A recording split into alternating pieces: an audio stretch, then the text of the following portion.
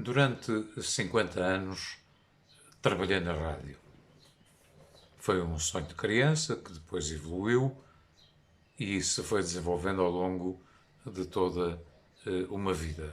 Estando nesta altura numa situação de reforma ou de pré-reforma, se pretenderem, se assim for melhor e mais explícito, decidi olhar para trás.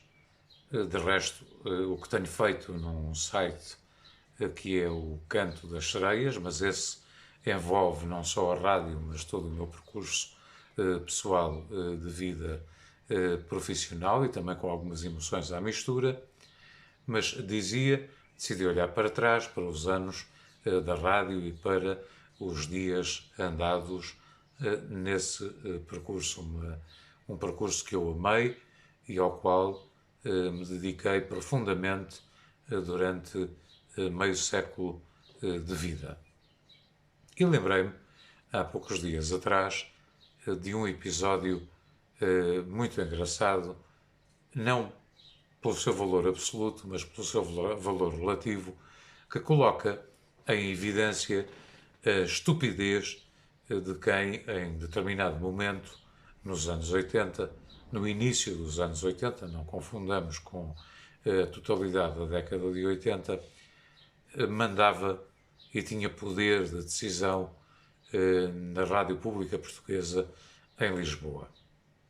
Tinha sido convidado há poucos dias atrás, nessa altura, estávamos em 1980, para fazer e pensar num novo programa para uma nova grelha de programação que a RDP pretendia colocar no ar dali a poucas semanas.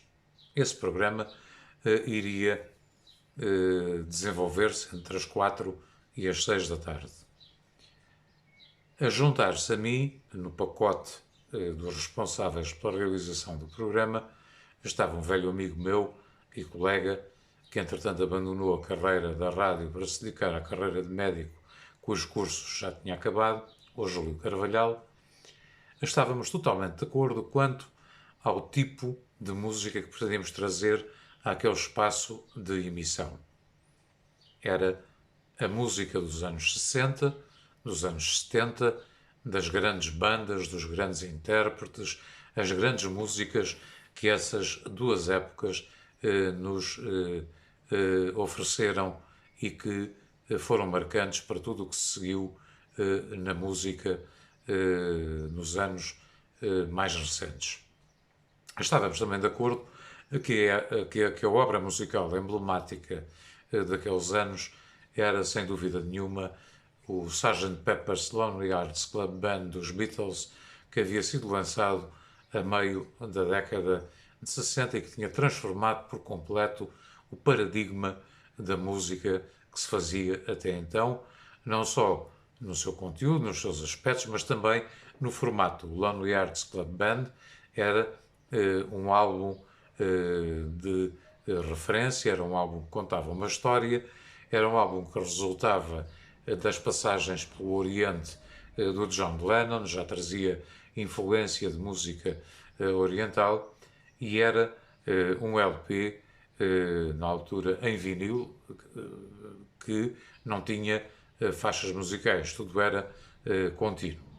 Bom, então, tendo isto como base para o novo programa, o estilo de música e esta certeza de que o Sgt. Pepper's Lonely Hearts Club Band tinha sido a obra de referência, e para não darmos ao programa um nome em inglês, decidimos, numa alusão um pouco livre, propor que o programa se chamasse O Clube do Sargento Pimenta. Sgt. Pepper's Lonely Hearts Club Band. Apresentámos a proposta ao responsável pela programação da RDP, à hierarquia, e a resposta que nos chegou foi de que não podia ser aquele nome, porque o nome poderia ofender a classe dos sargentos das Forças Armadas Portuguesas. Eu confesso que, mesmo olhando para trás ainda hoje, me dá vontade de rir perante a estupidez e a falta de inteligência e de preparação e de visão que aquela gente tinha na rádio pública de então.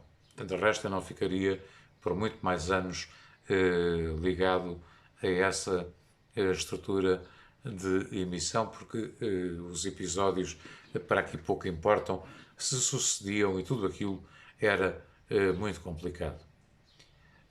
O programa acabou por ter outro nome, acabou por ter até algum sucesso, mas isto não é aquilo que é importante para esta história. Para esta história é importante que, lembrando-me eu deste episódio, e porque a música fez parte integrante da minha vida na rádio, parte da minha vida na rádio foi dedicada ao jornalismo radiofónico, mas houve outra parte que assim não foi, foi dedicada aos chamados programas. Há uma diferença entre uma coisa e a outra, embora em alguns casos haja alguma sobreposição de conteúdos, porque os programas podem ter conteúdos informativos, embora não no âmbito da chamada informação pura e dura. Então, dizia eu, tendo em conta tudo isto, lembrei-me de fazer este site, o Clube do Sargento Pimenta, onde irei, ao longo das semanas, e à medida que for tendo oportunidade e também disposição, irei partilhar com aqueles que assim quiserem aceder ao site muitas dessas músicas e dessas ambiências musicais que tive o privilégio de poder, ao longo da minha vida profissional, desenvolver e trabalhar.